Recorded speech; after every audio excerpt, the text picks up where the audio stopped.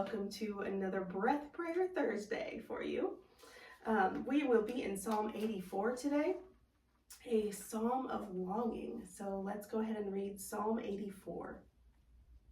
How lovely is your dwelling place, O Lord Almighty. My soul yearns, even faints, for the courts of the Lord. My heart and my flesh cry out for the living God. Even the sparrow has found a home, and the swallow a nest for herself, where she may have her young, a place near your altar. O Lord Almighty, my King and my God, blessed are those who dwell in your house. They are ever praising you.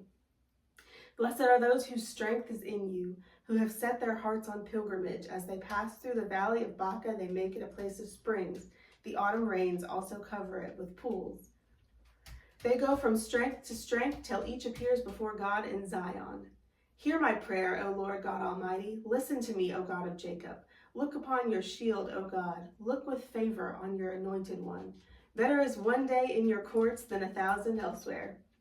I would rather be a doorkeeper in the house of my God than dwell in the tents of the wicked. For the Lord God is a sun and shield. The Lord bestows favor and honor. No good thing does he withhold from those whose walk is blameless. O Lord Almighty, blessed is the man who trusts in you. So I don't know if you caught that first part.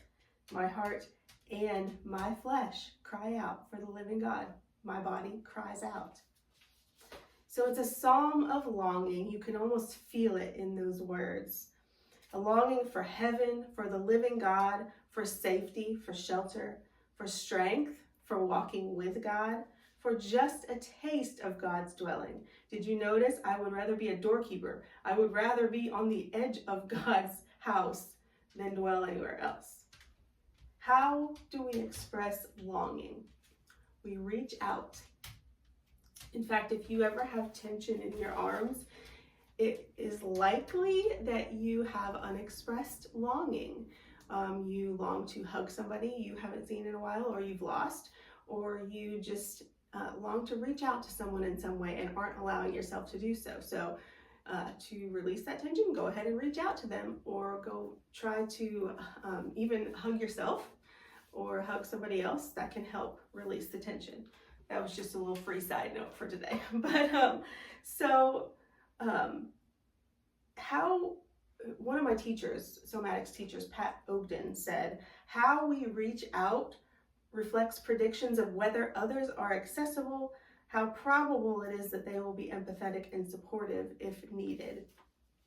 So it's our own prediction as to how others will respond. How we reach out is our own prediction. So the majority of us struggle to reach out, don't we? We have been conditioned to believe it's weak when really it's brave and strong and God-given, and it's honest. We take unnecessary pride in independence. We've been rejected in the past and are afraid to be rejected again. I still have to make a conscious effort to initiate hugs because I'm afraid that I'm going to be too much for people. That's just my particular past rejection coming back up. But you know who I'm never too much for and who always welcomes our reach? God. I do not struggle to reach out to him anymore because I know he made me to need, and he will honor my vulnerability. He honors the reach. We lift our hands in worship to express our longing to God, to tell him we need his strength. So go back to verses 5 through 7. I love these ones. Blessed are those whose strength is in you, who have set their hearts on pilgrimage. As they pass through the valley of Baca, they make it a place of springs. The autumn rains also cover it with pools. They go from strength to strength till each appears before God in Zion. And something that my minister, Jason Payne, said has stuck with me about this verse. He said it says they go from strength to strength, not storm to storm. And that has just really stuck with me.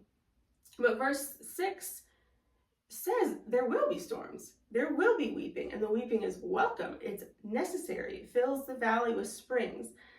Weeping accomplishes something. But even while weeping, believers walk in the strength of the Lord. So that is how we go from strength to strength. God's strength, not our own. So the strength of our longing is expressed in our reaching out, and our willingness to do so reflects our trust that that longing will be met in God. So the breath prayer that I'm going to do to teach you today is inhaling, "The Lord is my strength," and exhaling, "So I reach out for him." And I want to do it might seem like kind of a weird pose, but remember reaching to the Lord in worship. So in trauma, we tend to become small, make ourselves small. And when we are stuck in survival mode, think about it, we need to be small. If something's attacking us, like out in the wild, if something's attacking an animal, it gets small and tries to hide. So it's a survival mechanism that is good for us if there is a threat. But when we are stuck in survival mode and there are no threats, our bodies are stuck small. And so one thing we can do to try and teach our bodies that it's okay to take up space is to get big. So what I want you to do is get up in the power pose. Take up as much space as you can. Legs spread, arms up, and this is how we're going to do our breath prayer today. You may feel awkward about it because your body wants so badly to just shrink and be small, but take up space. Think about reaching in longing for God, and that should give you the strength to lift your arms and be like, "God, help me, fill me with your strength." So inhale, "The Lord is my strength." Exhale, "So I reach out for him." Inhale, "The Lord is my strength." Exhale, "So I reach out to him." Just say it in your head while I say it out loud. Inhale, "The Lord is my strength." Exhale, "So I reach out for him." Inhale, "The Lord is my strength." Exhale, "So I reach out for him." Inhale, "The Lord is my strength." Exhale, "So I reach out to him."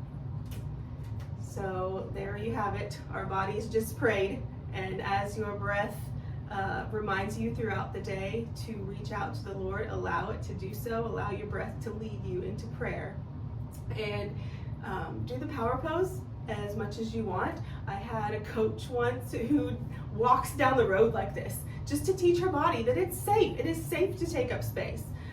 Sometimes our bodies really do need to curl up in the fetal position to release that survival energy because we haven't allowed it to do so, but also sometimes it needs to be taught that it is safe to take up space and to reach out. So anyway, I hope that that breath prayer leads you to a day of praying without ceasing. Take care, friends. God bless your body.